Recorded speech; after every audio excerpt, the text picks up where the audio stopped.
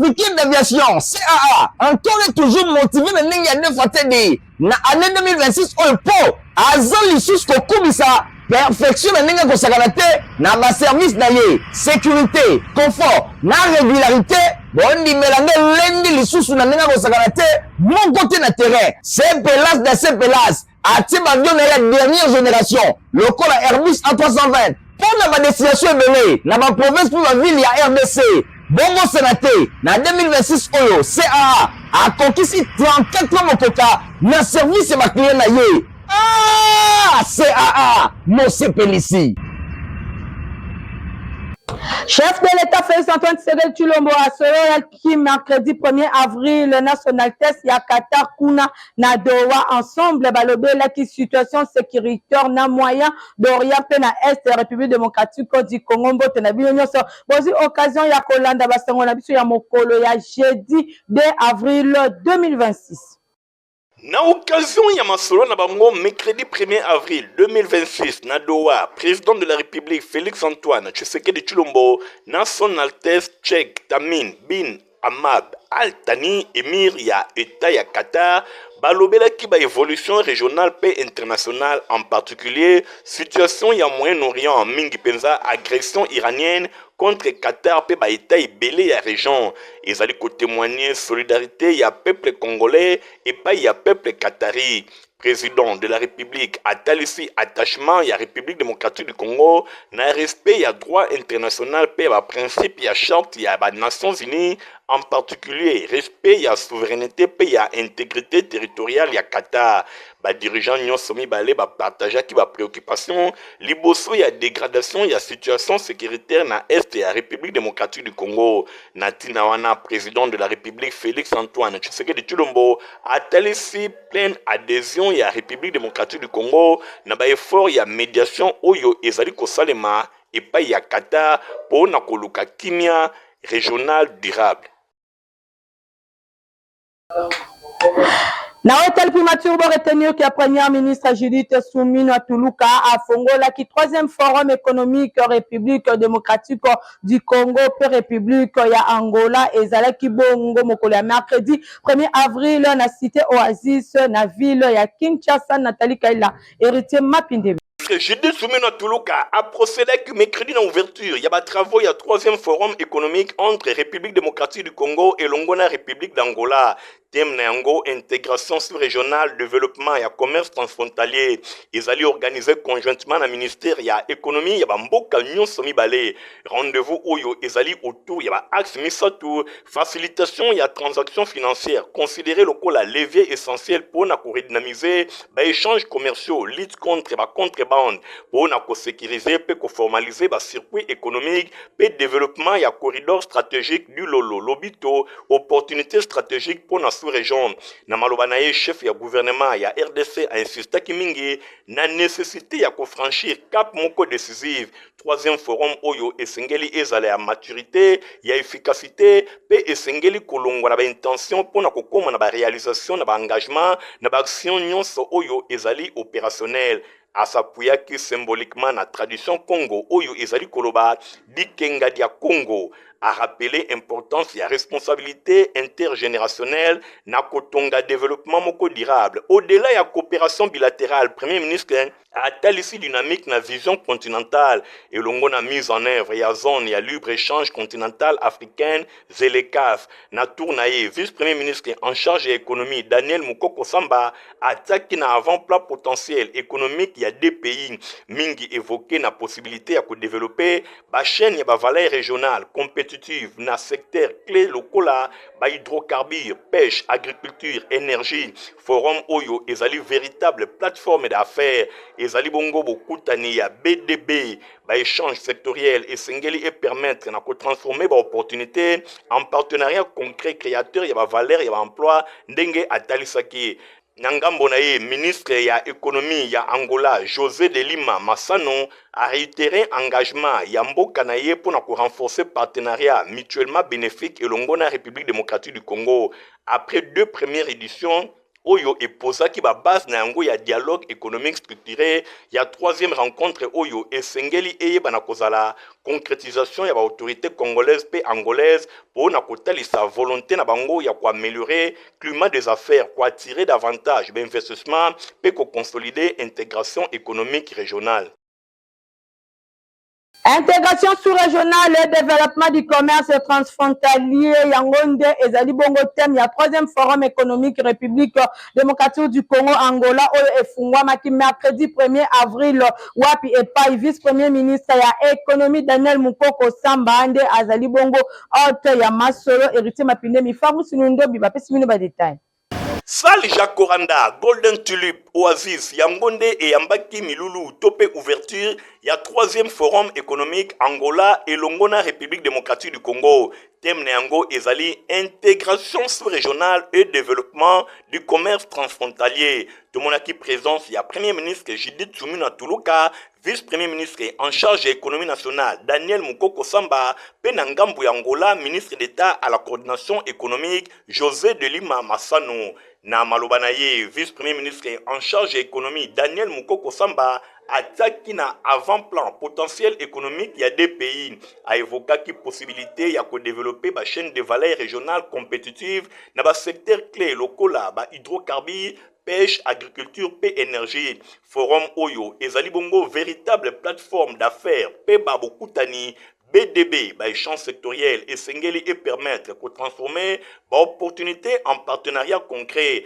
créateur ya valeur d'emploi, Pelisusu, Nangambonaye, ministre d'État en charge ya économie, José de Lima Massano, ya Angola, Atalisa Kimingi, engagement ya mboka na ye pour renforcer partenariat mutuellement bénéfique et longo na RDC. Après édition mibale oyo et posaki ba base, il y a dialogue économique structuré, bosimba ke troisième rencontre oyo et Sengeli Ezala, rencontre moko ya concrétisation pour na autorité congolaise pe angolaise, baye bana kotalisa volonté na bango ya ko améliorer climat des affaires, pe ko attirer davantage d'investissement pour na ko consolider intégration économique régionale. Boye Premier ministre Judith Soumina Toulouka présente dans Masolo, ye atalisa kipe alobi troisième forum oyo et Sengeli ezala ya maturité, pelisusu ya efficacité et Sengeli koleka na ba intention na ba réalisation pour na kokoma pe na ba engagement ya ba action moko opérationnel na ba ambition oyo ekopesa ba résultat ya malonga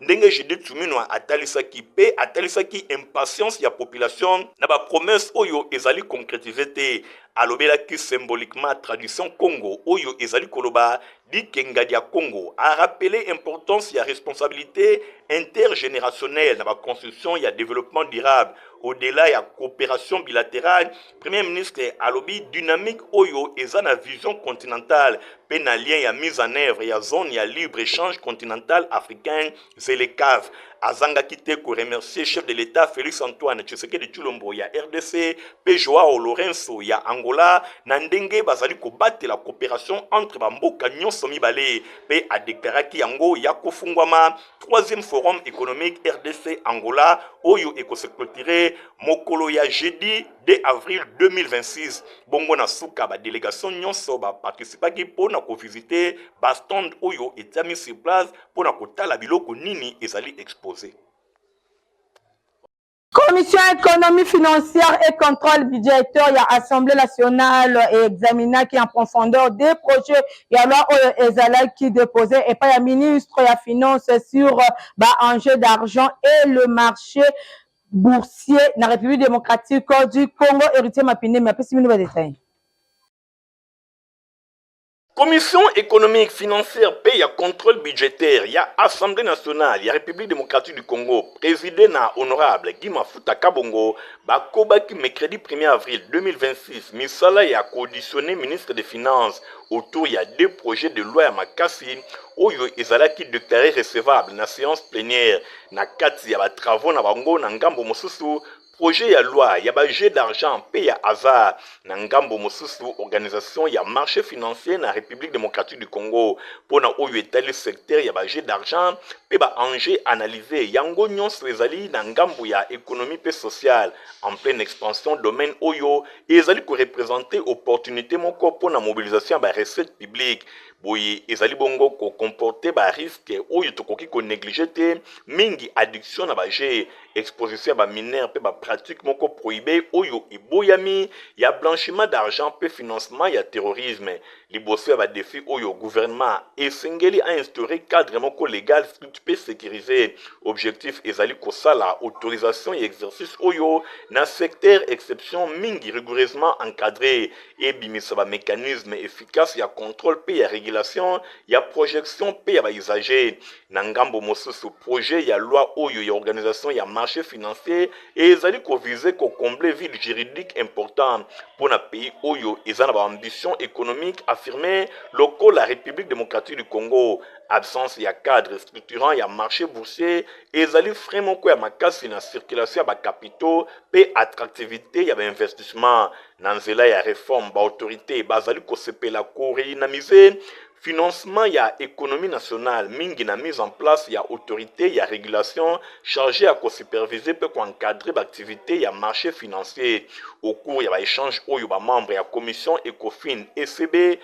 pe ba autres députés intéressés bango bazwa qui part na ba discussion oyo ba formulaki ba préoccupation pe ba proposition ministre des finances a commis clarté pe précision ya ba réponse oyo a apportaki na éclaircissement jugé satisfaisant na ensemble ba point oyo ezalaki soulevé misala ekokoba na examen article par article ya des textes oyo pona ko intégrer ba amendement objectif ezali kokoba ko aboutir na ba loi moko ya malonga oyo ekozala adapté na ba réalité nationale ba élu ba komisi caractère inclusif pe participatif ya processus et élaboration ya ba projet oyo ezali marqué na consultation ba différentes parties prenantes na suka ba réforme et kokoba na double objectif ya kokolisa ba recette ya l'état pe ko protéger population contre ba dérive potentielle ya secteur oyo ezali bongo sensible na ba mboka ebele ba domaine oyo ezali ko contribuer significativement na finance publique na République démocratique du Congo encadrement na yango ezali désormais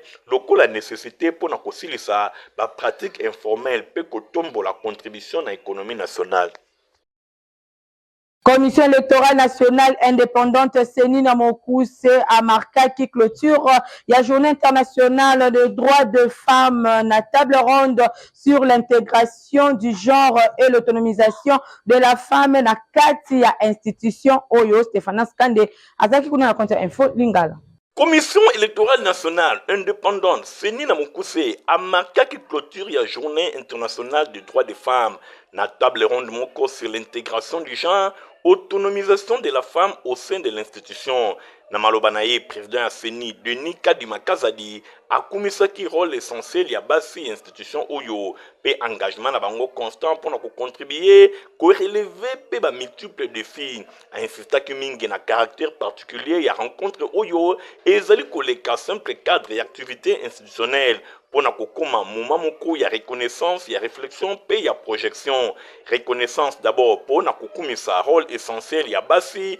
na kati institution au-delà ba discours pe ba symbole exigence ezali ko s'imposer et pas na bango ya ko traduire célébration na action moko concrète pe durable ndenge atalisaki ataki na avant-plan présence ya ba niveau nyonso ya compétence pe ya engagement pour na ko faire vivre démocratie na RDC a indiqué que contexte congolais ezali engagement moko ezali ko mériter ezala souligner. Président a rappelé que na arrivé na ye na tête ya CENI nouveau management impulsa qui dynamique moko et visa qui ko renforcer représentation ya base na ba poste ba décision yango ezali komona na nomination ya secrétaire exécutif national adjointe na promotion ya directrice adjointe ya logistique pe secteur stratégie ya ba opération électorale boye accession ya ba femme na ba fonction ya ba direction na ba finance administration pe sensibilisation n'extension ya dynamique oyo ya secrétariat exécutif provinciaux pe na ba antenne boye ba avancer oyo pona ye ezali ko obligé ko kende mosika na promotion ya égalité de chances pe ya construction ya environnement professionnel respectueux pe équitable. Denis Kadima a souligné que dynamique oyo ekoki kozala porter kaka na basi bango moko te asengi engagement ya mibali l'esprit ya complémentarité pe ya responsabilité partagée a évoqué notion ya masculinité positive pe asengi baye bana kotonga ensemble institution oyo juste pe équilibré Oui, a précisé que engagement ya CENI et kosuka kakati na ba promotion kasi ezali kotalisa amélioration ba conditions de travail et rémunération. Table ronde oyo ezalaki enrichi na ba contribution ebele. Joséphine Galula, membre ya plénière en charge de la question ya genre, a retracé historique ya célébration oyo, expliqua que choix ya thème na lien et longona plan stratégique per ba opération ya CENI. Nangambo na ye Sylvie Birembano, questeur adjoint en charge de la logistique, a insisté que mingi na ba droit garanti à base paix autonomisation durable, en particulier na carte ya centrale électorale. ONG Bisso a présenté que communication na oyetali impact éducation sanitaire na processus électoral na RDC. Ba échange et taki na lumière, volonté commune ya ko renforcer engagement collectif en faveur ya inclusion paix égalité. Distribution, il y a ba gilet, ba carte d'accès na grand quartier général, il y a état-major général, il y a ba FRDC et Salemaki, pour qu'il y a mardi 31 mars, bon, dans le détail, et le monde la Christian Kengebeni. Colonel diplômé d'état-major Kazumba Dinanga Victor Balen, commandant il y a bataillon au grand quartier général, il y a état-major général, il y a ba forces armées, il y a République démocratique du Congo, na collaboration na commandement il y a quand lieutenant colonel Kokolo, lancé qui depuis mardi 31 mars 2026, opération à Kokabola ba gilet, il y a identification et pas il y a ba motard, ou bazali kosa la transport en commun, pe ba carte d'accès na ba propriétaire, il y a ba véhicule, ou ba vandaka, na quand lieutenant colonel Kokolo. Opération Oyo ezana cadre, il y a renforcement, il y a ba mesures sécuritaires na quand pe et connaîtra qui ba phase ebele, mingi penza sensibilisation pe identification, il y a ba concerné avant et se concrétiser na distribution ya ba outils Oyo pour na ko identifier bango, boye pour na ba propriétaire ba véhicule pe ba motard, colonel Dunanga Balen expliqué bien fondé ya initiative Oyo ezali parrainé et pas ya chef d'état-major général ya ba FRDC lieutenant général Banza Mwilambo Gilles boye esengel boye bake ezali ko viser vraiment sécurisation totale ya ba installation ya ba infrastructure militaire pe ya ba habitants nyonso to pesi yango pe ya ofele soki yo za nango te okoki kosala musala na kati ya kankokolo te tokokanga yo epi okofuta baamandi minene gilet oyo ezali autorisé te ya kobima nango na cité epi bato ya libanda bakokota te parce que baza na gilet te à partir ya ba entrée na biso nyonso motard moko ta ki okota soka zangi gilet oyo.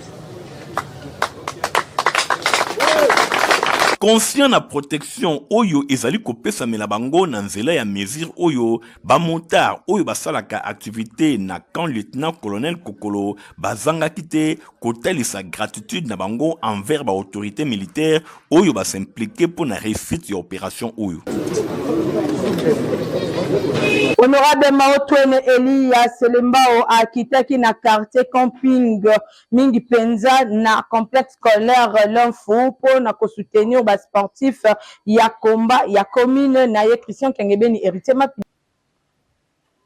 Eli ya commune ya Selembao, honorable Maotwene lui les responsables oyo ba mesana kobenga ye papa Selembao. Akitaki mikololeki na quartier camping na avenue Madiata na kati école complexe scolaire l'Info na tina ya soutenir ba sportif de combat ya commune na ye face ya phénomène kuluna pambate kala toyebaka ke ba quartier oyo pe ba commune de ba sportif bazalaka ko défendre ba valeur na souci wana nde honorable Maotwene elongo na délégation na ye mobimba balingaki ko assister Tang Sodo club Urido Omnida après des exercices ya ndenge na ndenge nde honorable Maotwene du les responsables apesaki bango ba matériel ya musala elongo na enveloppe moko ekuba kaka na souci ya ko soutenir jeunesse sportive ya commune na ye na micro ya Info Lingala maître Biling 4e dan atelisaki gratitude na ye envers honorable Maotwene papa Selembao. Vraiment on a na sentiment honorable ya il faut tous à la base à la ta dans le public mbimba quoi. Donc c'est que c'est un souci pour promouvoir art na biso qui tomata toujours tomata tala ba jeune de bazaboy donc bazana nous bilengi donc bazana pour savoir comment la biso biso de quoi tout kende ba on est au tique la ba statinios quoi. Donc sentiment vraiment sentiment tout ya lo côté zangi Yemoko pe honorable honorable Maotwene a expliqué qu'il tina ya geste na ye na makam oyo ya malamu lokola boye oyo ta se contribuer na développement ya mboka na biso en général, en particulier na oyo ya Ngoma Kinshasa. Et nazo profiter pour l'occasion ya ko remercier ba organisateur ba geste aboye za malamu ezo épargner bana na biso baleki na biso na ba délinquance et puis na ba biloko ya mabe mabe. To benga ye lisusu nani honorable sans frontières pamba te bana ya commune ya Selemba tango nyonso bazali komona on a terrain soki na terrain te ozali ko proposer nyonso kaka pona bolamu ya population ya commune ya Selemba oyo ba pesa yo mandat honorable Maotwene du responsable ezala kabongo kobaka kaboyi bana Selemba o bazali ko garder na motema. Fondation Florence Ndjumba na bokambi ya Joël Bendelo Lipusha ba kaboya kibongo Maputa dimanche 29 mars na ba mama ya Funa pona ko clôturer malamu mois de la femme cérémonie et le kanaki kitoko kuna na paroisse Saint-Vincent de Paul na commune ya Ngiringiri. Nathalie Kaila zaki kuna na compte info Lingala.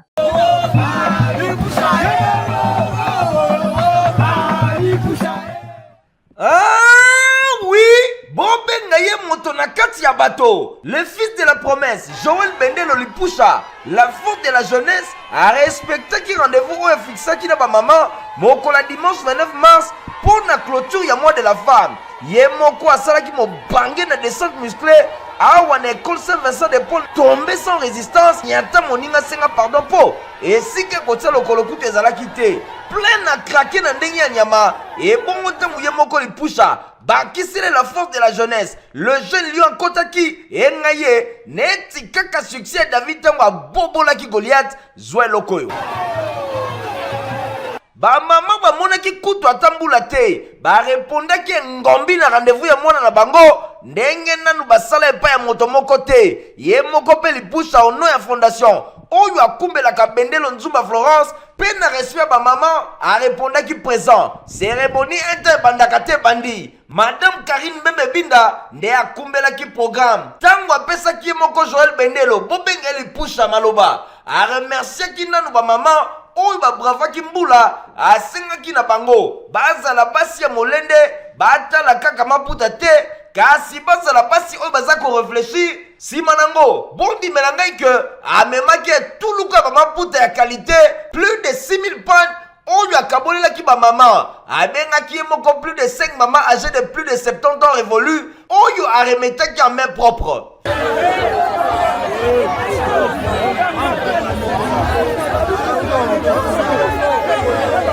Ah, Lipusha, on n'aime pas les femmes comme ça. Tellement azalaka motema malamu, likolo nango bakisa loboko pete. Lipusha papa solution sur place à résoudre ba doléance. Oyo ba maman misusu ba pozaki ye. Bazwaki di tikotak, solution directe ya papa solution, la force de la jeunesse, le jeune lion. Boyo kanenge ba maman, ba lelisa ki lokole. Puta langa na sepeli. Dena zuli puta ona olata ona esengo. Nzamba batela ye abakisa oyo ezangi kata ye. To sepeli makasi nzamba basere su ya mingi. Et mon copain les jeunes lions, l'étoile montante, les fils du Pakebo Lipusha, Joël Bendelo, à Solona Kiboy. Chef Fatigue chef ministre de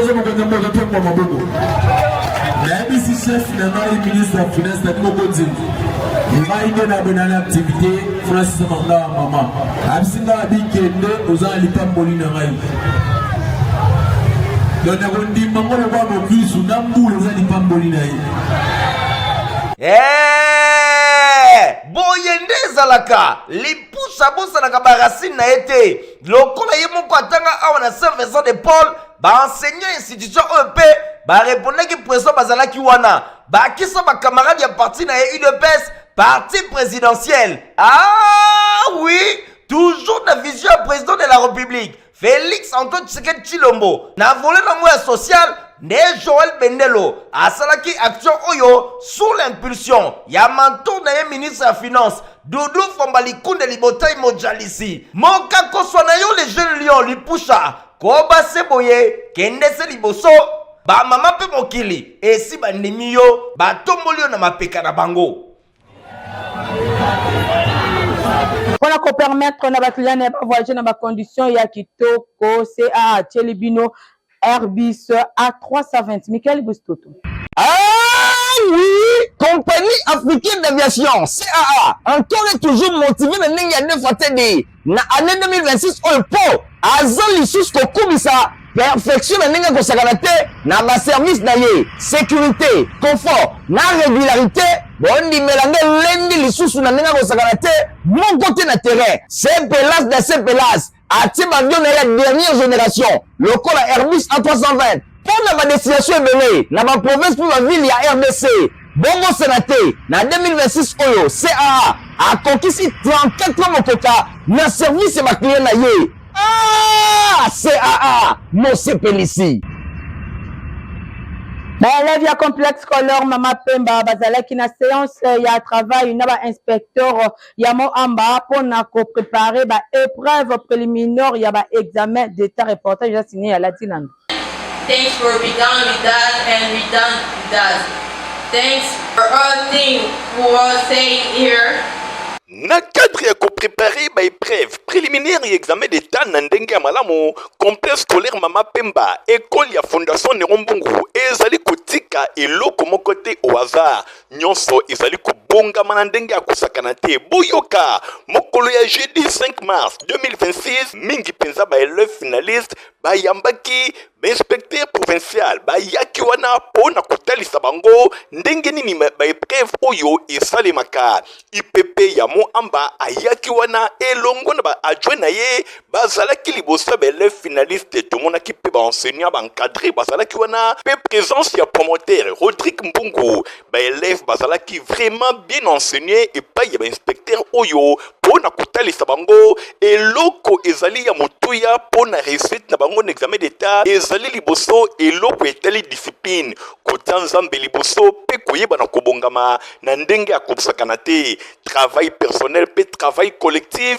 esengeli koassiste na baenseignement nyonso oyo ezali kopesama kofuta bafrais scolaire po bayeba na kobengana yo te nyonso wana ezali kosala ke élève finaliste ayeba na kozala prêt mokolo ya baépreuve ayeba na kose comporter na ndenge ya malamu IPP elongo na baadjoint na ye bazwaki malo na kotalisa baélève finaliste bacontour nyonso ya baépreuve ya examen d'état surtout mingi bapréliminaire oyo ezali kobanda déjà na mois de mai message ya bainspecteur ezalaki bien reçu pamba te baélève ya complexe scolaire Mama Pemba batunaki mpe mituna ya ndenge na ndenge mpona kozwa baéclairage oyo esengeli nde na suka ya nyonso IPP azangaki te kopesa baprécision. C'est d'abord Dieu. Associer Dieu à tout ce que nous venons de dire. Bientôt nous allons finir. Dans ce cadre, justifie l'intérêt que nous avons pour vous. Au précédé, on parlait de la sensibilisation à l'examen d'État. Plus on s'approche de l'examen d'État, des gens sans qualité viennent vers vous pour vous raconter des hérésies. Ils viennent vous raconter n'importe quoi. Souvent, ils vous racontent des mensonges, bien sûr. Comme ils savent que, tel que vous êtes là, tous vous avez un sentiment commun. Qui peut me rappeler les sentiments qui animent? Pour nous, un diplôme de 50%, ce n'est pas une réussite acceptable. Alors, qu'est-ce qu'il faut faire? Première chose, candidat finaliste, une fois arrivé en terminale, de vous rayer sur la liste et vous n'aurez pas de diplôme. Même après la publication, on sait vous empêcher d'obtenir le diplôme. Ne tombez pas dans ce cas-là. Simba pe boyeba ke encadrement ezali kokoba se kokoba na complexe scolaire Mama Pemba surtout pour na belle finaliste oyo kala mingi te ba kosala be preuve préliminaire pe be preuve nyonso examen d'état réussite nde réussite awa na complexe scolaire Mama Pemba école ya fondation Nerombungu nyonso ezalaka bien préparé. Na 350 $ américains ya pamba okei Canada, États-Unis, pe Schengen elongo na ONG Asbel Sri assistance ya démarche visa pour la elongo na héritier Mapinem. SRIEE Service Réussite Internationale Assistance Visa ONG Asbel.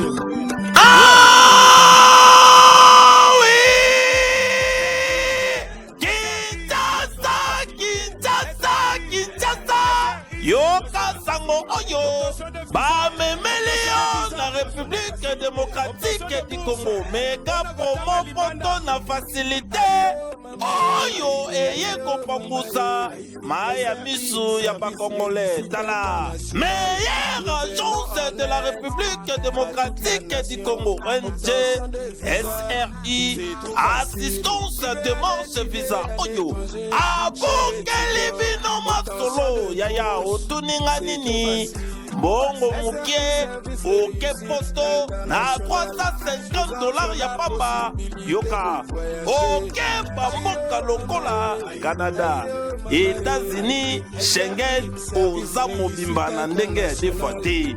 350 $ ya pamba olobi 350 $ ya pamba basaleli yo demarche nyonso na kati obendi visa na yo pepele oke États-Unis oke Canada oke Schengen champion yeyo oyo atikala na sensi ya kofe voyager bato libanda ya République démocratique du Congo 350 $ oza mobimba na ndenge ya defa te simba monalo tutimi